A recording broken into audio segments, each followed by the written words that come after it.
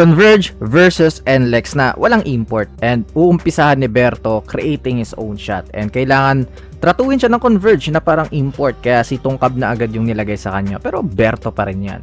Babawi naman sa kabilang banda si Alex Stockton, and 1. Tsaka in fairness sa Converge, nagkakaroon na ng identity. Sana ituloy-tuloy nila tong ganitong combination. Magiging problem lang is how they defend. Soft close out, kaya mapupuntasan sila ng NLEX from the outside. Tingnan nyo yung mga attempts ni Winston kapag si Stockton yung bantay. Mga tough shots, pero again yung effort, ma-out-rebound sila ng NLEX na walang legitimate big man. 2 points para sa Road Warriors. Buti talaga is merong puntahan yung Converge kapag kailangan ng puntos. Just play the 2-man action with Juan and Arana, and back-to-back possessions yung nakuha nila doon. Pagdating sa team defense ng Converge, walang communication eh. Set ng horns yung NLEX, tapos mawawala sila. Malilibre si Semerad para sa 3-point shot. Tas ang ganda ng matchup na to. Bolik against 1 and 1. Pagdating sa second unit, yung mga anak is nandito na. Alam mong walang sistema kasi pupukol ng mga ganyan. And for a point guard talaga, yung decision making of MJ is questionable eh. Pero buti masasalo ni Abueva yung possession na to. Again, sobrang okay yung duo ni Abueva at Mikey sa second unit as he knocks down a 4-point shot, pero 30-22 lamang ang NLEX. Sa second quarter, at least naisip ng Converge yung advantage nila. Just give the ball kay Cameron Clark kasi wala namang totally makakapigil sa kanya dyan eh. And pupuriin natin si MJ Garcia with this putback and 1. Tsaka naging okay na din naman yung decision making niya na usually dediretso niya yan palagi, pero sa quarter na to, number 1 na nasa utak niya is to find Mikey Williams to settle things down kasi hindi nila kailangan magmadali. Lugi sila dyan sa NLEX eh pag high pace. 1 will hit a big 3-point shot. Tas kahit wala silang set plays, basta andyan siya sa loob, is maganda yung nangyayari sa team eh. Wala eh, kailangan niyang i-embrace yung parang magiging James Harden role. Ito, 4-point shot naman yung binatawan niya. Tas ayun, sunod-sunod ulit para kay Cameron Clark. Good realization sa Converge na dapat game plan naman talaga yan eh. Tabla at the half kasi grabe din talaga yung discipline ng NLEX with the ball. Palaging good shot attempts. 51-51. Sa third quarter, hindi ko lang talaga magets bakit ito yung inuuna nila pag start ng second half. Kaya nga off the bench eh. Kasi galing bench pero ginagawa nilang starter as Winston hits a 3-point shot.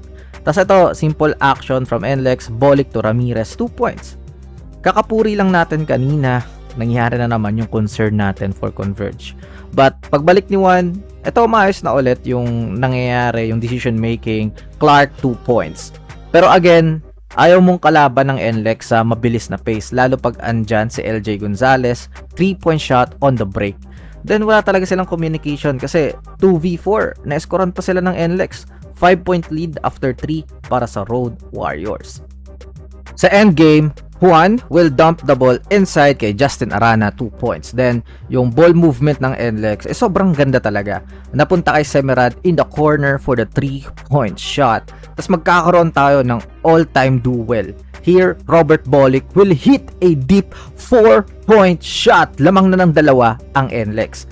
Tapos next possession, after ng timeout, Juan Gomez de Leano decides to shoot this one from the 4-point area. Binawi yung tira ni Bolik. Grabe yung matchup na to. Tapos, sisirain ng referee na to yung laro. I think, hindi siya bias. Kwan lang talaga siya tumawag. Gets nyo naman. Kasi, ang mangyayari dyan, bola ulit ng Converge. Like, why? Shoot na nila, di ba? Tatawagan niya pa talaga yung kiskisan ni Bolik at Abueva. So, foul si Bolik. Di ba dapat bonus free throw si Calvin dyan? Ang nangyari, ball possession. And ayun, naka 2 points pa yung Converge from Cameron Clark. Ang lala eh, no? Ang ganda-ganda ng laro. Let go na rin sana yung mga ganong eksena eh.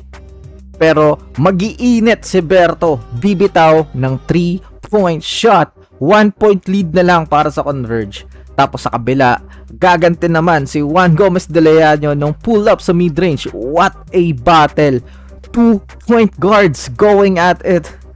Ewan ko sa marketing ng PBA bakit hindi ito yung fino-focus eh, no? Then Winston makes it a 1-point game again. Pero dito na magkakatalo when NLEX decides to play Ramirez over Bahio in the clutch.